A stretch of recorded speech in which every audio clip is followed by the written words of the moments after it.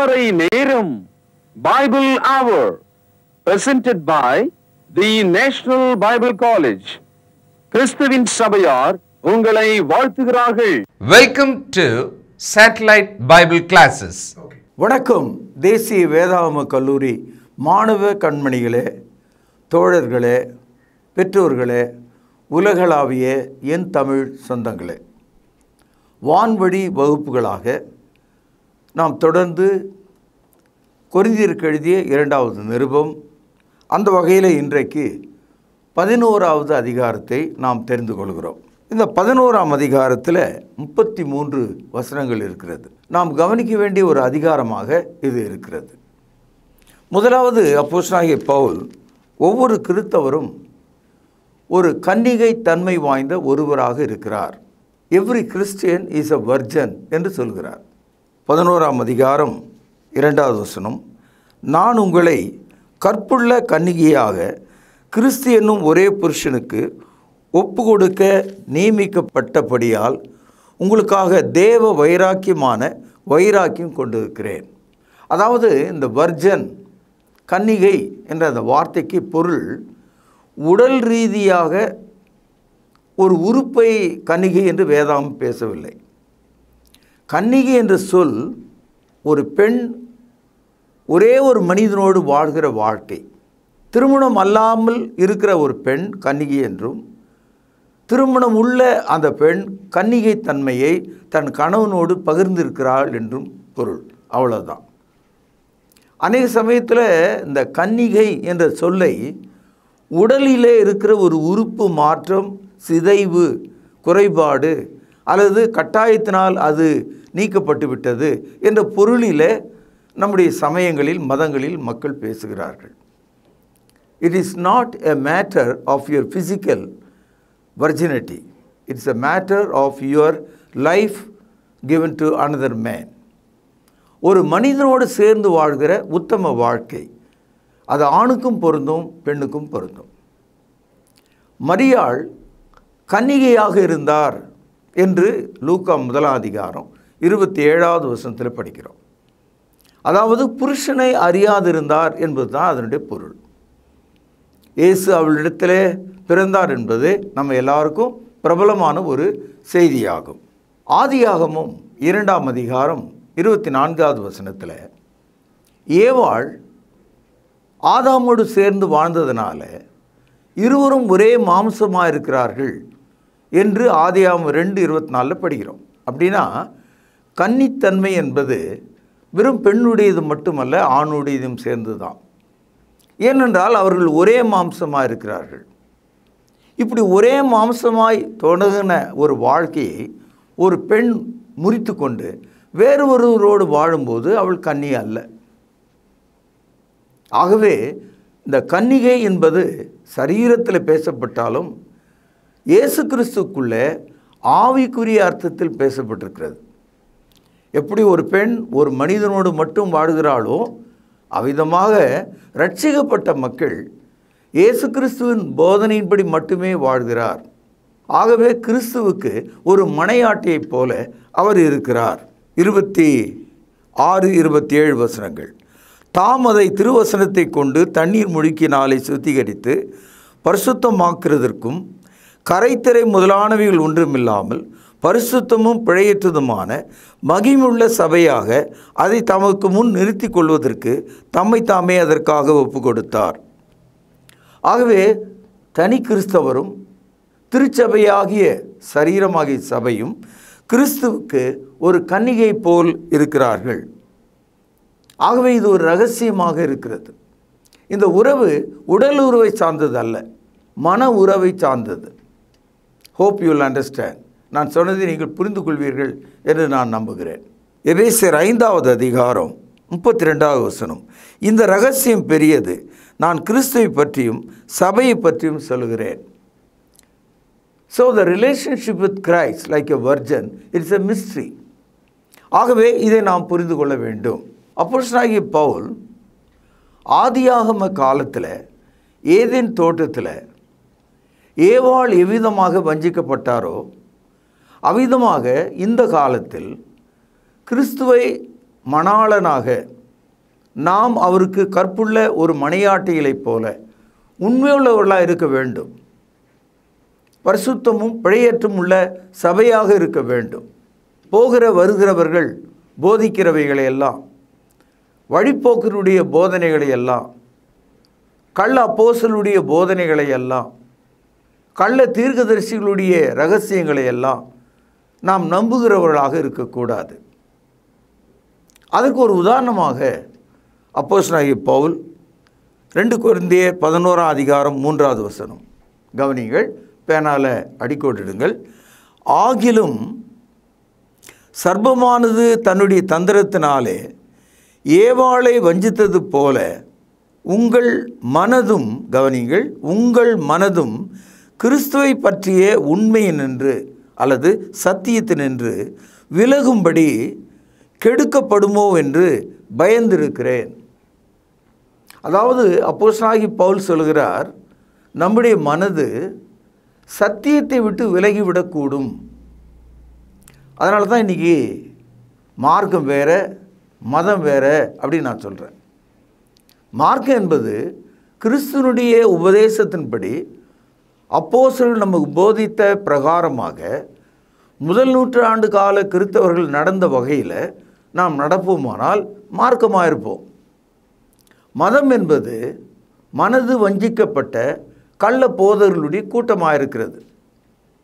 அது கத்தோலிக்கத்தில் தொடங்கி பெந்தேகோஸ்து அமைப்புகள் வரைக்கும் நீண்டு இருக்கிறது. ஏறக்குறைய 2000க்கும் மேற்பட்ட பிரிவுகளால் ஆனது. கிறிஸ்தவம் எப்பொழுது மதமாக மாறுகிறது? கிறிஸ்துவை பற்றிய சத்தியத்தை விட்டு விலகிவிடும்போது, பாரம்பரியங்கள் உள்ளே வரும்போது, விழாக்களும் பண்டிகைகளும் சேரும்போது, மனிதர்களுடைய பொய்யான உபதேசங்கள் நுழையும் போது மதமாக மாறிவிடுகிறது. அதற்கு ஒரு சிறந்த உதாரணமாக ஏதேன் தோட்டத்தில் ஏவாளுடைய மனது வஞ்சிக்கப்பட்டது போல ஒரு உதாரணமாக சொல்கிறார். உங்கள் மனதும் கிறிஸ்துவை பற்றிய சத்தியத்தினின்று விலகிவிடுவோமோ என்று நான் பயப்படுகிறேன் என்று சொல்கிறார். இன்றைக்கும் பாருங்கள், கணவர்கள் எவ்வளவு தான் அன்போடு மனைவி நேசித்தாலும் அவளுடைய மனது அலை பாய்வதை பார்க்கிறோம். பத்திரிகைகளிலும் தொலைக்காட்சிகளிலும் கணவனை கூலிப்படை வைத்து கொள்கிறவர்கள், விஷம் வைத்து கொள்கிறவர்கள், கணவனுடைய வார்த்தையை மீறி செல்கிறவர்களை சமுதாயத்தில் நாம் பார்க்கிறோம். என் அன்பு சகோதரர்களே, ஆவிக்குரிய வகையில் நம்முடைய மனது இயேசு கிறிஸ்துவை விட்டு விலகுவதற்கு காரணமாக இருக்கிறது. ஆகவே நீங்கள் ஜாக்கிரதையாயிருங்கள் என்று சொல்கிறார். என் அன்பு சகோதரர்களே, முதல் நூற்றாண்டு காலத்தில் பரிசுத்த ஆவி ஊற்றப்பட்டார். எல்லா மனுஷர்கள் மத்தியிலே அபிஷேகங்கள் உண்டாயிற்று. அப்போஸ்தலர் வல்லமையான காரியங்களை செய்தார்கள். வேத வசனங்கள் எழுதப்பட்டது. அந்த காலகட்டத்திலேயே ஒரு சிலர் என்ன சொன்னாங்க, நான் கூட ஒரு அப்போஸ்தலர் தான். ஒரு காலம் அவர்கள் கிறிஸ்தவர்களாக இருந்து, சபையில் உதவிக்காரர்களாக இருந்து, மூப்பர்களாக இருந்து, ஒரு வெறியினால் அதிக பணம் கிடைக்கும் என்ற எண்ணத்தினால, மதிப்புக்காக, எல்லாருக்கும் முன்னால் தன்னை காண்பிப்பதற்காக நானும் ஒரு அப்போஸ்தலன்னு கூட சொன்னவங்க உண்டு. நான் சொல்கிறது முதல் நூற்றாண்டு காலத்திலேயே, when the very first century church was existed, there appeared some false apostles. அப்படின்னா இன்றைக்கி நம்ம நிலவரம் என்னன்றதை எண்ணி பாருங்கள். இன்றைக்கி சில ஆட்கள் தங்களை அப்போஸ்தலர் என்று சொல்கிறார்களே, அவருடைய முகத்தை பார்த்தா நமக்கு எப்படி இருக்குது மனசு? அவர்களை பார்க்க சகிக்கலை. அவர்கள் அசுத்தமான மக்கள். எவ்வளோ துணிகரமாக ரோமன் கத்தோலிக்க போப்பு கூட தன்னை அப்போஸ்தலர்னு சொல்கிறதுக்கு பயப்படுறார். ஆனால் பெந்தேகோஸ்து அமைப்பில் வேதத்தை முழுக்க படிக்காத ஜென்மங்கள் அரசியல்வாதிகளைப் போல தங்களை இங்கொன்றும் அங்கொன்றும் அப்போஸ்தலர் என்று சொல்லி அவமானப்படுத்திக் கொள்வதை நீங்கள் பார்க்கலாம். வேதவசனம் இவர்களை கள்ள அப்போஸ்தலர் என்று சொல்கிறது. பாருங்கள், 2 கொரிந்தியர் 11ஆம் அதிகாரம் 13வது வசனம். அப்படிப்பட்டவர்கள் கள்ள அப்போஸ்தலர்கள். இந்த இடத்துல கள்ளம் அப்படின்னா என்ன அர்த்தம்? ஃபால்ஸ், தவறான, திருடனை போன்ற கள்ள அப்போஸ்தலர்கள். அடுத்தது கபடம் உள்ள வேலையாட்கள். இந்த கபடம் உள்ள என்ற வார்த்தைக்கு ஹிப்போக்ரேட். வெளியே பார்த்தா ஒன்று, உள்ளே பார்த்தா மரணம். வெளியே பார்த்தா பரிசுத்தம், உள்ளே பார்த்தா அசுத்தம். ஹிப்போக்ரேட் என்பது மாய்மலம், கபடம். என் அன்பு சகோதரே, மனைவியை கட்டி அணைக்கிறது போல அவருடைய கழுத்தை முறிக்கிற கணவர்களை நாம் பார்க்கிறோம். அப்போ அந்த அன்பு கபடமான அன்பு இல்லையா? அதுபோல கள்ள அப்போஸ்தலர்கள் கபட வேடதாரிகளாக இருந்து கிறிஸ்துனுடைய அப்போஸ்தலரின் வேஷத்தை தரித்து கொண்டவர்களாக இருக்கிறார்கள். வேஷம் என்று இங்கே எழுதப்பட்டிருக்கு.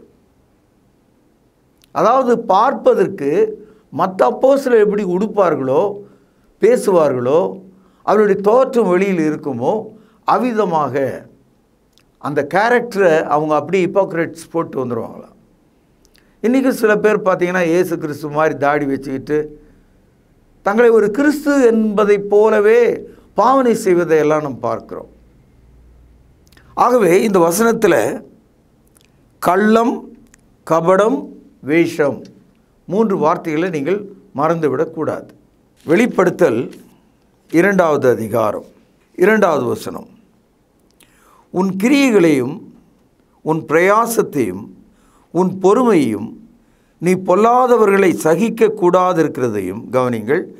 அப்போஸ்தலர் அல்லாதவர்கள் தங்களை அப்போஸ்தலர் என்று சொல்கிறதை நீ சோதித்து அவர்களை பொய்யர் என்று கண்டு அறிந்ததையும் நீ சகித்து கொண்டிருக்கிறதையும் உன் பொறுமையாய் இருக்கிறதையும் என் நாமத்து நிமித்தம் இளைப்படாயாமல் பிரயாசப்பட்டதையும் அறிந்திருக்கிறேன்.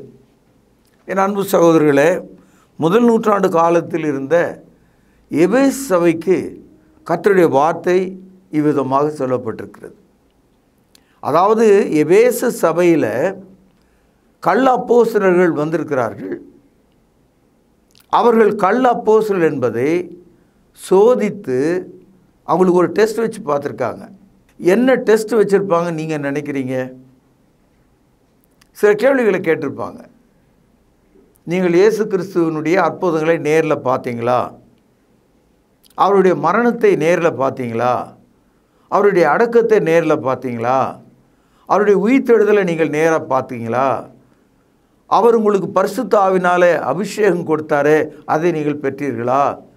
இந்த மாதிரி கேள்விகளை கேட்கும்போது அவர்கள் சிக்கிக்கொண்டார்கள். ஆகவே அப்போஸ்தலர்களுக்கான டெஸ்ட் இருக்குது. இயேசு கிறிஸ்துவனுடைய மெய்யான சாட்சி அவர்கள் இருக்கணும். என் அன்பு சகோதரர்களே, அப்போஸ்தலர் நடபடிகள் 1ஆம் அதிகாரத்தில் யூதாஸ் காரியத்தில் எழுந்துவிட்ட இடத்தை நிரப்புவதற்காக ஒரு புதிய அப்போஸ்தலனை அவர்கள் தேர்ந்தெடுக்க விரும்பிய போது அந்த கூட்டத்தில் ஏறக்குறைய 109 சீஷர்கள் இருந்தார்கள். 11 பேர் அப்போஸ்தலர்கள். ஏனென்றால் யூதாஸ் அங்கே இல்லை. 11 பேரை 120 கழிச்சிட்டோம்னா 109 பேர். அந்த 109 பேரில் இயேசு கிறிஸ்துவனுடைய தாயாகிய மரியாள் கூட இருந்தாங்க. ஆனால் 2 பேருக்கு தான் அப்போஸ்தலராக இருப்பதற்கான தகுதி இருந்தது. காரணம், அவர்கள் இயேசு கிறிஸ்துவனுடைய ஞானஸ்தானம் முதற்கொண்டு இயேசு பரமேறின வரைக்கும் கண்ட சாட்சிகளாக இருந்தாங்க. 2 பேர் கிடச்சிட்டாங்க. ஆனால் ஒரு ஆள் தான் தேவையாக இருந்தது. ஆகவே அந்த 2 பேர் பேரையும் சீட்டு போட்டு எழுதி ஒருவனை தேர்ந்தெடுத்தார்கள் என்று அப்போஸ்தலர் நடபடிகள் 1ஆம் அதிகாரம் முடிவடைகிறது. அந்த சீட்டு மத்தியா என்ற மனிதன் பேரில் விழுந்தது. அப்பொழுது அவனை அந்த அப்போஸ்தலர் பட்டத்துக்குள்ளே சேர்த்து கொண்டார்கள் என்று நாம் படிக்கிறோம். ஆக எல்லாரும் அப்போஸ்தலராக இருக்க முடியாது, இருக்கவும் கூடாது. இன்றைக்கி 2000 ஆண்டுகள் ஆயிற்று. எல்லா அப்போஸ்தலர்களும் முதல் நூற்றாண்டு காலத்தில் மரித்து விட்டார்கள். அப்படினால் 19 நூற்றாண்டுகளுக்கு பிறகு 2000 ஆண்டில் ஒரு ஆள் தன்னை அப்போஸ்தலன் என்று சொல்வது எவ்வளோ வெட்கக்கேடானது, எவ்வளோ துரோகமானது, எவ்வளோ விஷத்தன்மை உள்ளது, நரகத்துக்குரியதாக இருக்கிறது. ஆக ஏவாளுடைய மனது ஏதேன் தோட்டத்தில் வஞ்சிக்கப்பட்டது போல இன்றைக்கு சபையினுடைய மனது, உங்களுடைய மனது கள்ள உபதேசத்தாலே வஞ்சிக்கப்பட்டு விடும். ஜாக்கிரதை. இப்பொழுது 2 கொரிந்தியர் 11ஆம் அதிகாரம் 14-15 வசனங்கள். அது ஆச்சரியம் அல்ல, சாத்தானும் ஒளியின் தூதனுடைய வேஷத்தை தரித்து கொள்வானே. ஆகையால் அவனுடைய ஊழியக்காரரும் நீதியின் ஊழியக்காரருடைய வேஷத்தை தரித்து கொண்டால் அது ஆச்சரியம் அல்லவே, அவர்கள் முடிவு அவர்கள் கிரியைகளுக்கு தக்கதாக இருக்கும். நான் உங்களுக்கு சொன்ன இந்த கள்ள அப்போஸ்தலர்களை பார்க்கும்போது அவர்கள் முகத்திலே காரி ஊழ்வது போல இருக்கிறது என்று நான் சொன்னேன். அது உங்களுக்கு வருத்தத்தை கொடுத்திருக்கலாம். ஆனால் இங்கே என்ன சொல்கிறார் கவனிச்சிங்களா? ஒளியின் தூதனுடைய வேஷத்தை தரித்து கொண்ட மக்கள் இவர்கள். அற்புத அடையாளம்லாம் செய்வான், பொய் தீர்க்க தரிசனம்லாம் செய்வான், அப்படி நேராக தேவனை பார்த்ததா சொல்லுவான், முகத்தை பளிச்சுன்னு ஒரு வெளிச்சம் போட்டு காட்டுவான். ஆனால் இவர்கள் விழுந்து போன தேவ தூதர்களை போன்றவர்கள், ஒளியின் வேஷத்தை தரித்தவர்கள் என்று வேதாகமும் அவர்களை சாடுவதை நாம் பார்க்கிறோம். அதனால தான் என் அன்பு சகோதரர்களே, சபை அப்படின்ற வார்த்தை கேட்கும்போது அது மார்க்கமா மதமா அப்படின்னு நீங்கள் கேட்கணும். மார்க்கத்தின் அடையாளம் புதிய ஏற்பாட்டின்படி நடப்பது, மதத்தின் அடையாளம் கள்ள அப்போஸ்தலர்கள், கள்ள தீர்க்கதரிசிகள், சகல விதமான பாரம்பரியங்களின்படி நடப்பது. யார் ஒரு ஆள் அப்போஸ்தலர் இன்னைக்கு இருக்கிறார்னு நினச்சா அவர் மதத்தில் இருக்காருன்னு அர்த்தம். மார்க்கத்துக்குள்ளே அந்த எண்ணம் இல்லை.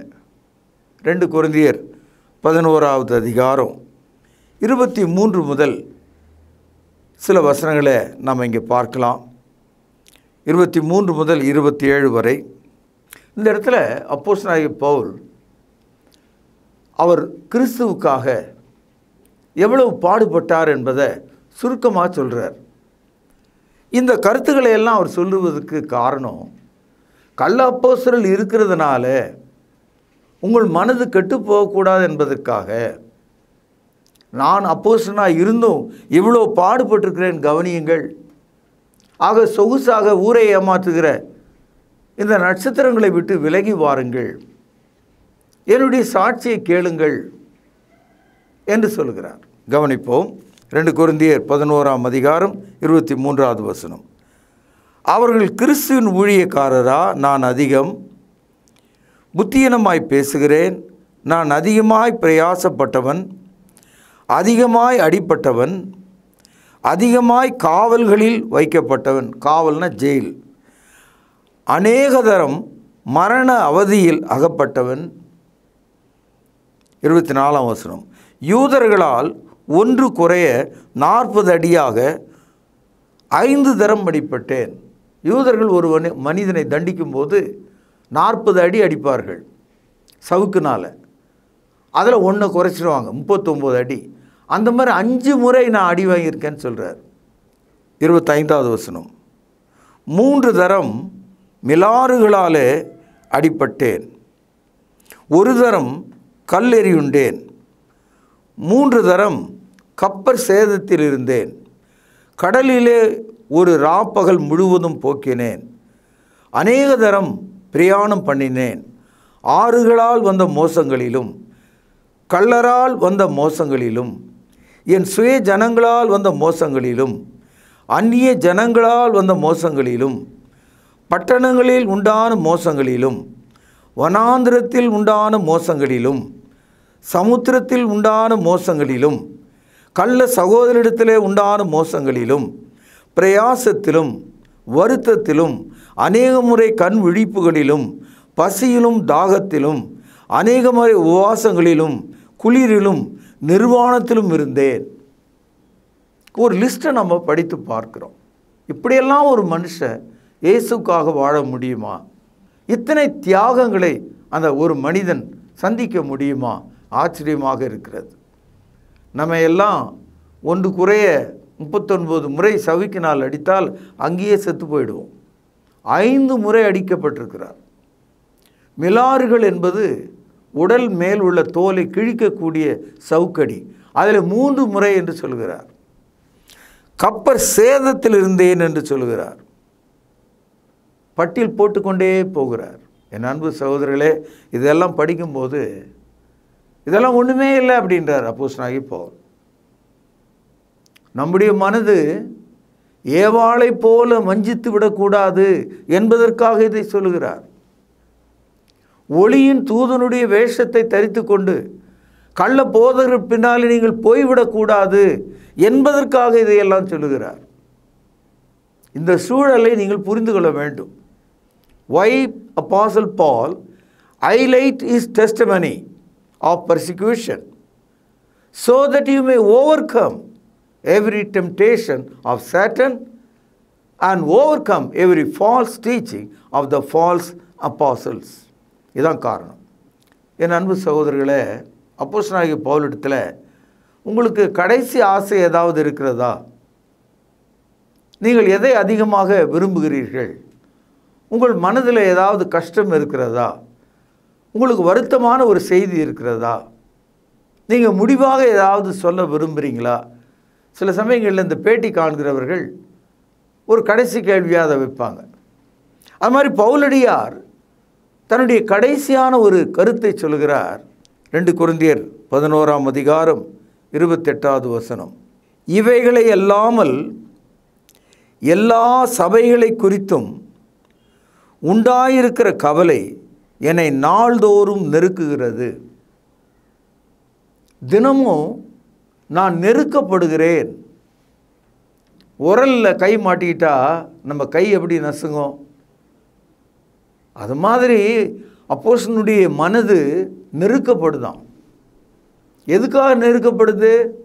ஒரு கவலை இருக்கிறது என்று சொல்கிறார். என்ன கவலை அது? சபையை பற்றிய கவலை. முதல் நூற்றாண்டு காலத்தில் பிசாசின் உபதேசங்களுக்கு, கள்ள அப்போஸ்தலனுடைய போதனைகளுக்கு சபை சென்று விடுகிறதே என்ற கவலை. எனக்கு ஏற்பட்ட துன்பங்களை குறித்து நான் கவலைப்படலை, அவமானங்களை குறித்து நான் கவலைப்படலை, வெட்கப்படலை. ஆனால் நான் வேதனை எதை குறித்து படுகிறேன் என்றால் சபையை குறித்த கவலை. ஏனென்றால் சபை என்பது கிறிஸ்துவின் இரத்தத்தினாலே வாங்கப்பட்ட ஒன்று. அப்போஸ்தலர் நடபடிகள் 20ஆம் அதிகாரம் 28வது வசனம். சபையானது கிறிஸ்துவை தலையாக கொண்டிருக்கிறது. எபேசியர் 1ஆம் அதிகாரம் 23வது வசனம். சபை ஜீவன் உள்ளதாக இருக்கிறது. 1 தீமோத்தேயு 3ஆம் அதிகாரம் 15வது வசனம். சபையிலே நாம் அனைவரும் கிறிஸ்துவை பற்றி கொண்டு வளர வேண்டும் என்பது தேவனுடைய சித்தமாக இருக்கிறது. எபேசியர் 4ஆம் அதிகாரம் 15வது வசனம். ஆக என் அன்பு சகோதரர்களே, பவுலப்போஸ்தலனுடைய கவலை என்ன? What trouble Apostle Paul? He was troubled very much about the church. சபையை குறித்த கவலை என்னை அதிகமாக வாட்டுகிறது என்று சொல்கிறார். ரோமருக்கு எழுதிய நிருபம் 9ஆம் அதிகாரம் முதல் 2 வசனங்கள். எனக்கு மிகுந்த துக்கமும் இடைவிடாத மனவேதனையும் உண்டாயிருக்கிறது. நான் சொல்லுகிறது பொய்யல்ல, கிறிஸ்துவுக்குள் உண்மையை சொல்கிறேன். என் பரிசுத்த ஆவிக்குள் என் மனசாட்சியும் எனக்கு சாட்சியாக இருக்கிறது. என் மாம்சத்தின்படி என் இனத்தாராகிய என் சகோதரருக்கு பதிலாக நானே கிறிஸ்துவை விட்டு சபிக்கப்பட்டவனாக வேண்டும் என்று விரும்புவேனே. பவுலடியார் அவருடைய கவலை குறித்து பேசும்போது அன்றைய ரட்சிக்கப்படாத யூதர்கள் அவர்கள் ரட்சிக்கப்பட வேண்டும் என்ற அக்கறையை குறித்து இப்படி பேசுகிறார். இடைவிடாத துக்கம், மனவேதனை என்று சொல்கிறார். அந்த யூதர்களிலே ரட்சிக்கப்பட்ட மக்கள் மறுபடியும் பின்வாங்கி யூத சமயத்துக்கு திரும்பி செல்வதை குறித்து எனக்கு வேதனையாக இருக்கிறது என்று சொல்கிறார். ரோமருக்கு எழுதிய நிருபம் 10வது அதிகாரம் முதல் 2 வசனங்கள். சகோதரரே, இஸ்ரவேலர் ரட்சிக்கப்பட வேண்டும் என்பதே என் இருதயத்தின் விருப்பம், நான் தேவனை நோக்கி செய்யும் விண்ணப்பமாக இருக்கிறது. தேவனை பற்றி அவர்களுக்கு வைராக்கியம் உண்டென்று அவர்களை குறித்து சாட்சி சொல்கிறேன், ஆகிலும் அது அறிவுக்கேற்ற வைராக்கியம் அல்ல. கிறிஸ்துவ விட்டு பின்வாங்கி போகிற ஆள் ரொம்ப வைராக்கியமாக தெரிவார். ரொம்ப வைராக்கியம்.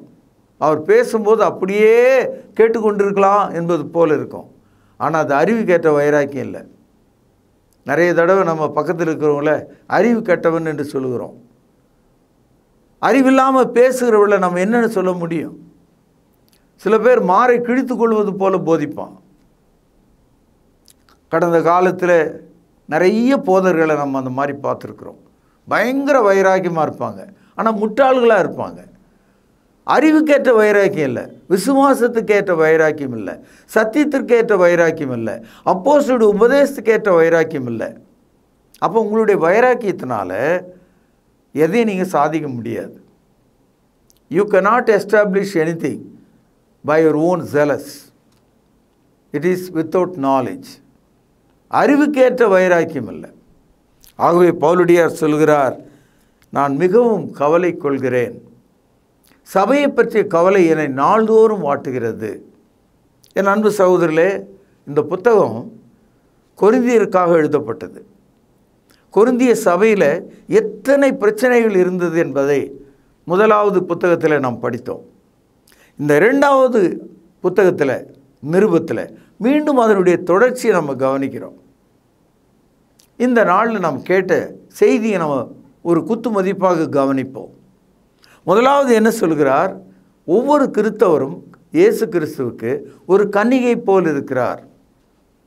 சபையானது கரைதிரை பிழையற்ற ஒரு கற்புள்ள ஒன்றாக இருக்கிறது. அப்பேற்பட்ட ஏவாள் கூட ஏதேனிலே வஞ்சிக்கப்பட்டது போல உங்கள் மனதும் வஞ்சிக்கப்படும் என்று உங்களுக்கு ஞாபகப்படுத்துகிறார். அது ஆச்சரியம் அல்ல. கள்ள அப்போஸ்தலர்கள் தோன்றியிருக்கிறார்கள். அவர்கள் கேட்டுக்கு ஏதுவான போதனைகளை போதிக்கிறார்கள். அவர்கள் ஒளியின் தூதனுடைய வேஷத்தை தரித்து கொள்கிறார்கள். அப்படிப்பட்ட மனிதர்களை விட்டு நாம் விலக வேண்டும். இயேசு கிறிஸ்துவினுடைய சத்தியத்தினால் வாங்கப்பட்ட மக்கள் பவுல் அப்போஸ்தலரைப் போல நீதியின் ஊழியக்காரருடைய உடையை தரித்து கொள்ள வேண்டும். நீதியின் மார்க்கத்தை தரித்து கொள்ள வேண்டும். சத்திய வழியிலே நடக்க வேண்டும். அது விருப்பமான காரியமாய் இருக்கிறது. ஒரு கால் பலவீனம், வீக்னஸ் என்று ஒரு விஷயத்தை மனிதர்கள் எப்பவும் பேசுவாங்க. பாவம் அவருக்கு வீக்னஸ், பாவம் அவர் பலவீனமானவர். சத்திய விஷயத்தில் யாருக்கும் வீக்னஸ் இருக்க முடியாது. உங்கள் உடம்புல வேணால் வீக்னஸ் இருக்கலாம், ஆனால் சத்தியத்தில் எந்த வீக்னஸும் கிடையாது. இப்போது தவறான உபதேசத்தின்படி நடக்கிற மதத்தை சார்ந்த கிறிஸ்தவர்கள் அது ஒரு வீக்னஸ் நீங்கள் நினைக்கவே கூடாது. It's not a weakness, it's a false teaching. புதிய ஏற்பாட்டு போதனையில் உங்களை பலவீனப்படுத்துகிற போதனை எதுவுமே கிடையாது. என் அன்பு சகோதரர்களே, நீங்கள் சத்திய மார்க்கத்தின்படி நடக்க வேண்டும். ஏசு சொன்னார் யோவான் 8:32, சத்தியத்தையும் அறிவீர்கள், சத்தியம் உங்களை விடுதலையாக்கும். நீதிபதிகள் 23:23 படிக்கிறோம், சத்தியத்தை வாங்கு, கேட்டதா, அதை விற்காத. சத்தியத்தை வாங்கு, அதை விற்காத. Buy the truth and sell it not. ஏசு சொன்னார் யோவான் 14:6, நானே வழியும் சத்தியமும் ஜீவனமாக இருக்கிறேன், என்னாலே அன்றி ஒருவனும் பரலோகத்தில் வாரான் என்று சொன்னார். ஆகவே சத்தியம் புதிய ஏற்பாட்டில் இருக்கிறது. சத்தியத்திற்கு நம்முடைய செவிகள் விலகாதபடி நாம் பார்த்து கொள்ள வேண்டும். என் அன்பு சகோதரர்களே, இந்த நாளில் கேட்டு இந்த செய்தியெல்லாம் மனசுக்குள்ளே வைத்து கொண்டு ஆழமாக இந்த பகுதியை வாசித்து தேவனுக்கு பிரியமாக இருக்கும்படி இந்த செய்தி நான் இங்கே நிறைவு செய்கிறேன். பிரார்த்தனை செய்வோம். மகா பரிசுத்த நிறைந்த எங்கள் அன்பான தகப்பனே, நீர் எங்கள் இருதயங்களோடு பேசினதுக்காக ஸ்தோத்திரம். எங்களுக்கு காண்பிக்கப்பட்ட அந்த உதாரணங்கள் சத்தியத்தின்படி உண்மையானவைகள் என்று நாங்கள் ஒப்புக்கொள்கிறோம். சாத்தான் எங்கள் மனதை வஞ்சிப்பது ஒரு வாய்ப்பு தான். ஒளியின் தூதனுடைய வேஷத்தின் பின்னால் நாங்கள் மயங்கி போவதும் ஒரு வாய்ப்பு தான். இதிலிருந்து நாங்கள் தப்பும்படி எப்போது எங்களுக்கு உதவி செய்திரலும். சபை குறித்த அக்கறை உள்ளவர்களாக வாழ உதவி செய்திரலும். ஆண்டவர் இயேசுவின் நாமத்தில் ஜெபத்தை கேட்டருளும் ஜீவனுள்ள எங்கள் நல்ல பிதாவே, ஆமென். தொடர்பு கொள்ள வேண்டிய முகவரி: திருமறை நேரம், 58 சர்ச் தெரு, குமரன் நகர், சென்னை 6,82,000. செல்போன் 9385500882. கர்த்தாவே, தேவர்களில் உமக்குப்பானவர் யார்? வானத்திலும் பூமியிலும் உமக்குப்பானவர் யார்?